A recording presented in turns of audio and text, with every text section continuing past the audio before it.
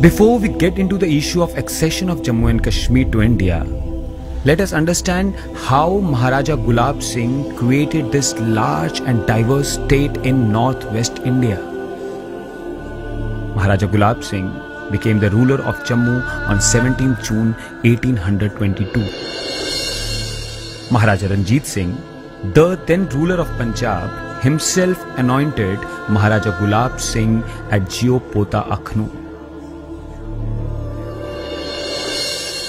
With able statesmanship and great military prowess in the form of brilliant generals like General Zorawar Singh, Maharaja Gulab Singh not only consolidated territories but went on to conquer Ladakh, Gilgit, Baltistan and western Tibet by 1841.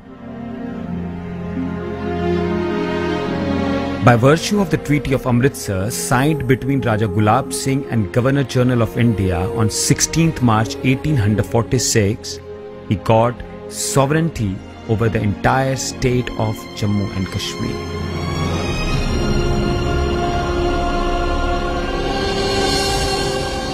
After India's partition in 1947, the fourth and the last Dogra ruler, Maharaja Hari Singh, acceded state of Jammu and Kashmir to India on 26 October 1947, ending the saga of a remarkable 100 years of Dogra rule.